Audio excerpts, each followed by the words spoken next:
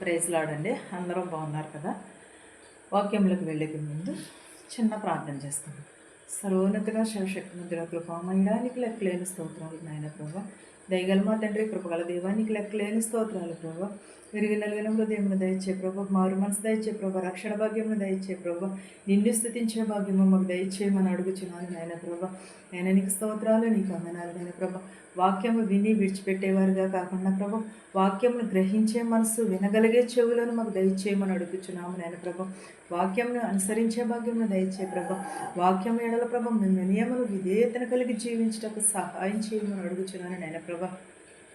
ప్రతి ఒక్కరికి ప్రభా రక్షణ భాగ్యం దయచే ప్రభా. నిలుచున్న ప్రతి ఒక్కరికి ప్రభా మారు మనసు దయచేయమని నా ప్రార్థనను మీ పాసాన్ని చేర్చుకున్నాను. యేసునామములో బ్రతిమాలు వేడుకొనిచున్నాను తండ్రి, ఆమేన్. అందరూ బాగున్నారు కదండి. అందరూ చాలా ఎండలో ఇవన్నీ కూడా ఇప్పుడు కొంచెం చల్లబడిందని అనుకుంటున్నాం, కానీ వర్షం వస్తుంది, కానీ వర్షం కంటే ఎక్కువ ఎండే వస్తుంది. వాక్యంలోకి వెళ్దామండి. 1 కొరింథీ 15:34 ఒకసారి చూద్దాం. 34 వచనం చూద్దాం. నీ నీతి ప్రవర్తన గలవారై మేల్కొని పాపము చేయకుడి. దేవుని గూర్చిన జ్ఞానము కొందరికి తెలియదు, మీకు సిగ్గు కలుగుటకై ఇట్లు చెప్పుచున్నాను అని. అంటే నీతి ప్రవర్తన గలవారై మేల్కొని ఉండి పాపము చేయకుడి, దేవుని గురించి మీకు నేను చెప్పుచున్నాను అంటున్నాడు. పాపము చేయడానికి సిగ్గుపడరు, కానీ ఒప్పుకోవడానికి మాత్రము సిగ్గుపడతారు. సిగరెట్ తాగటానికి సిగ్గుపడరు, కానీ సినిమా చూడటానికి సిగ్గుపడరు. బూతులు తిట్టడానికి సిగ్గుపడరు, కానీ సంఘానికి వెళ్ళటానికి మాత్రము సిగ్గుపడతారు. బైబిల్ పట్టుకుని నడవడానికి మాత్రము సిగ్గుపడతారు. అదే ఫోన్ పట్టుకుని నడవమంటే అస్సలు సిగ్గు అనేదే ఉండదు. ఎంతమందిలో అయినా సరే సిగరెట్, ఫోను అన్నీ పట్టుకుని నడుస్తారు, కానీ బైబిల్ పట్టుకోవడానికి మాత్రము సిగ్గేస్తుంది. కానీ నిజమైన క్రైస్తవులు అని చెప్పుకోవడానికి కూడా సిగ్గుపడతారు. కొందరు ఎలా ఉన్నారంటే క్రైస్తవులు అంటే క్రైస్తవులు అని చెప్పుకోవడానికి మాత్రమే కాదు సిగ్గుపడతారు. కానీ కొందరైతే క్రైస్తవులు అని చెప్పరు అసలు. కానీ ఏమని అంటున్నాడు? నీతి గల ప్రవర్తనను కలిగి నడుచుకునుడి అని అంటున్నాడు. నీతి గల ప్రవర్తనను నడుచుకుని పాపము చేయకుడి అని అంటున్నాడు. పాపము చేయకోకుండా దేవుని గురించిన జ్ఞానమును తెలుసుకునుడి, సిగ్గుపడుటకై ఇట్లు చెప్పుచున్నాను అని అంటున్నాడు. అంటే మనము ఇవన్నీ చేయడానికి మనకి సిగ్గు ఉండదు, కానీ ప్రార్థన చేయడానికి మాత్రము సిగ్గుంటుంది. దేవుని సన్నిధిలో నిలవబడటానికి మాత్రం భయం వేస్తుంది. ఇవంతా పాపం చేసినప్పుడు సిగ్గు అలాంటిది ఉండదు, కానీ దేవుని దగ్గరికి వచ్చేసరికి మాత్రము సిగ్గేస్తుంది. అలాగే 37వ వచనం చూద్దామండి. 1 కొరింథీ 15:37 వచనం చూద్దాం. నీవు విత్తిన దానిని చూడగా అది గోధుమ గింజ అయినను సరే, మరి ఏ గింజ అయినను సరే, వట్టి గింజనే విత్తుచున్నావు, కానీ పుట్టబోవు శరీరమును విత్తుటలేదు.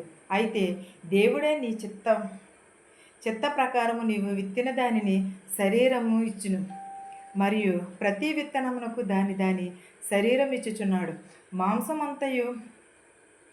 మాంసమంతయు ఒక విధమైనది కాదు. మనుషుడు మాంసము వేరు, మృగ మాంసము వేరు, పక్షిరాజు మాంసము వేరు, చేప మాంసము వేరు, మరియు ఆకాశ వస్తు రూపములు కలవు, భూవస్తు రూపములు కలవు. ఆకాశ వస్తు రూపములు మహిమ వేరు, భూవస్తు రూపములు మహిమ వేరు. సూర్యుని మహిమ వేరు, చంద్రుని మహిమ వేరు, నక్షత్రముల మహిమ వేరు. హిమమును బట్టి ఒక నక్షత్రమునకును మరి ఒక నక్షత్రమునకును భేదము గలదు. అంటే ఏంటిది? ఇక్కడ విత్తిన దానిని నీ విత్తిన దానిని చూడగా ఏమంటున్నాడు? నువ్వు విత్తనము మాత్రమే ఇచ్చుచున్నావు, కానీ శరీరం అయితే ఎవరిచ్చుచున్నాడు? దేవుడు ఇచ్చుచున్నాడు అని అంటున్నాడు. శరీరం కానీ దానిని విత్తిన దానిని కానీ దేవుడే విత్తుచున్నాడు. దేవుని చిత్త ప్రకారమే విత్తిన దాని శరీరం ఇచ్చును. మరి ప్రతి విత్తిన దానిని కూడా ఒక చిన్న ఉదాహరణకు మాట్లాడుకుందాము. పక్షి బతుకున్నంతసేపు ఏం చేస్తుంది? చేమలను తింటుంది. అదే పక్షి చనిపోయిన తర్వాత దాన్ని ఏం తింటాయి? చేమలు తింటాయి. పరిస్థితులు ఏ క్షణంలో ఎలా ఉన్నానో సరే తారుమారైపోతాయి. అందుకే జీవితంలో ఎవరిని కూడా తగ్గించి బాధపడేటట్లు మాట్లాడకూడదు.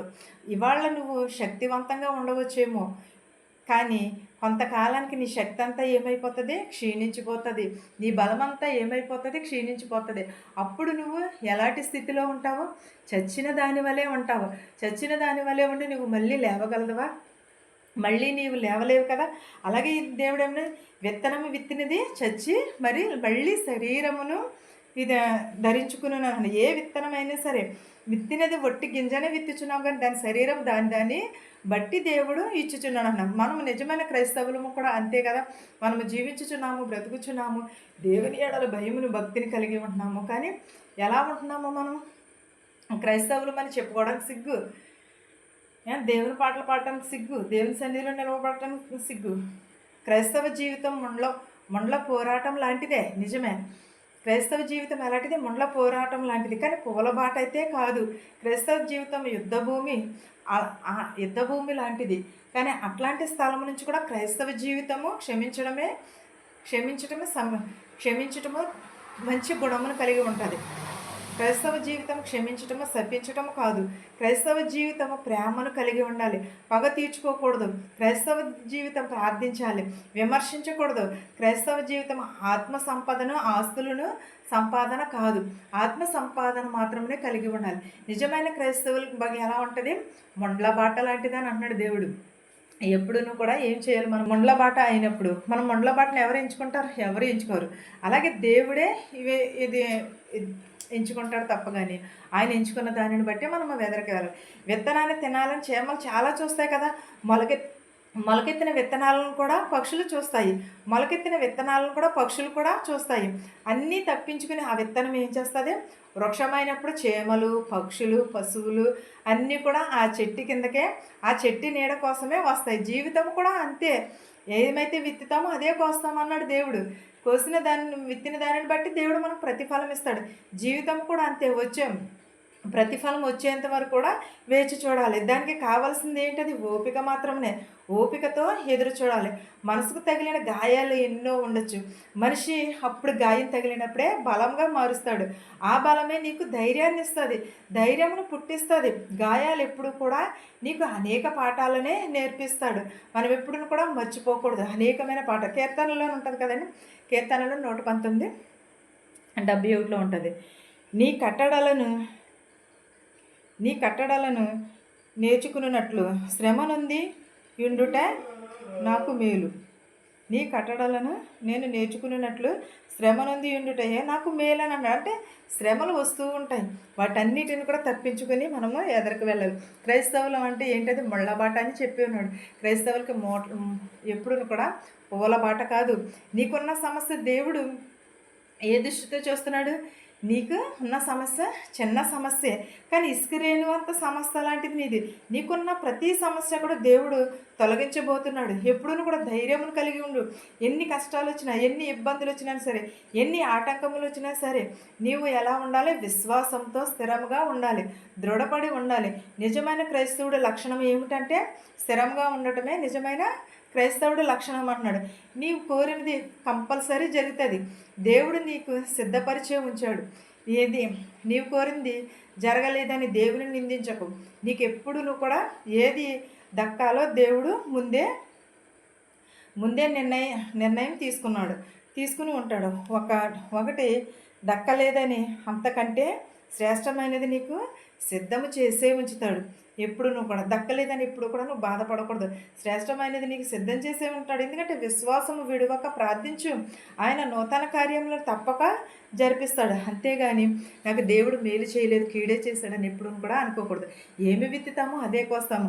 నువ్వు ఏ పంట అయినా సరే కొయ్యి, కానీ శరీరం ఏమంటున్నాడు? మాంసమైనను ఏదని దేని దానిని బట్టే ఉన్నదని అన్నాడు. ఏ విత్తనం అయితే విత్తుతావో అది మళ్ళీ కూడా శరీరమును ధరించుకుని వస్తుందని అంటున్నాడు. అలాగే మనం ఏమి విత్తుతామో అదే కోస్తాము. మనం శ్రమలు గుండా వెళుచున్నాము. క్రైస్తవులు అంటేనే శ్రమలు, ముళ్ళబాట.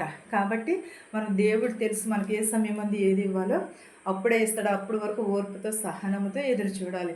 ఈ వాక్యము మనందరికీ తోడయ్యుండును గాక. ప్రార్థించుకున్నాం. స్తోత్రం స్తోత్రం సర్వోన్నతుడ శివశక్తిమంతుడ కృపామయుడ నీకు లేని స్తోత్రాలు నాయన. వినిచిన వారికి నీ చూచుచున్న వారికి ప్రభు మారు మనసు దయచే ప్రభు, రక్షణ భాగ్యము దయచే ప్రభు, విరిగి నలిగిన హృదయం దయచే ప్రభు, చిన్నవారు మొదలుకొని పెద్దవారు వరకు ప్రభు దీవించిన ఆయన ప్రభ, మా శత్రువులను దీవించిన ఆయన ప్రభ, విధవరాలు బిడ్డలు దీవించిన ఆయన ప్రభ, యవనస్తులు యవనరాలను దీవించిన ఆయన ప్రభ, బాలికలని బాలింతలను దీవించిన ఆయన ప్రభ, యవనస్తుల వాక్యం చేత నడతను శుద్ధి చేసుకునే భాగ్యం దయచే ప్రభ, అంగవైకల్యం కలిగిన వారిని, చెవిటి వారిని, మగవారిని ప్రతి ఒక్కరిని ప్రభ రక్షించమని అడుగుచున్నాను ప్రభ, బాగు చేయమని అడుగుచున్నాను ప్రభ, పిల్లలు లేని వారి పిల్లలు దయచే ప్రభ, నాయన గర్భిణీ స్త్రీలు సిలువైన కనుక దయచే ప్రభ, అనేకమైన రోగములతో వ్యాధులతో బాధపడుచున్నారు నాయన ప్రభ, వారందరినీ స్వస్థపరచమని అడుగుచున్నాను నాయన ప్రభ, ప్రతి ఒక్కరికి మారు మనసు దయచేయమని అడుగుచున్నాను ప్రభ, ప్రతి ఒక్కరికి విరిగి నలిగిన హృదయం దయచే ప్రభ, ప్రతి ఒక్కరికి మారు మనసు దయచేయమని, ఇతర దేశాల్లో ఉన్న వారికి శక్తిని బలము దయచే ప్రభ, పని చేసుకునేటప్పుడు ప్రభ శక్తిని బలము దయచేయనైనా ప్రభ, నాయన ప్రభ మెడికల్కి వెళుచున్నారు, పీసీస్కి వెళుచున్నారు ప్రభ, సఫలతను దయచేయమని అడుగుచున్నాను నాయన ప్రభ, నాయన నీకు స్తోత్రాలు నీకు వందనాలు నాయన ప్రభ, విరిగి నలిగిన హృదయమును దయచేయమని, నా ప్రార్థనను నీ పాసాన్ని చేర్చుకోమని స్నామంలో బ్రతిమాలు వేడుకుంటున్నాను తండ్రి, ఆమేన్. పరలోకమందున మా తండ్రి, నీ నామం పరిశుద్ధపరచబడిన గాక, నీ రాజ్యం వచ్చిన గాక, నీ చిత్తము పరలోకమందు భూమి అందు నెరవేరినట్లును మా నిధిన ఆహారం నేడు మాకు దయచేయము, మరణస్తులను మేము క్షమించిన ప్రకారము మరణములను క్షమించము, దుష్టు నుండి శోధన నుండి తప్పించము, రాజ్యమును శక్తియు మహిమయు నిరంతరము నీవై ఉన్నావు మా తండ్రి, ఆమేన్. చూచుచున్న వారికి వినిచిన వారికి నీ వాక్యము పైనను నా కుటుంబము పైనను ప్రతి ఒక్కరికి ప్రభుని సదాకాలముని కృపతోడై ఉండును గాక, ఆమేన్ ఆమేన్. అందరికీ వందనాలండి.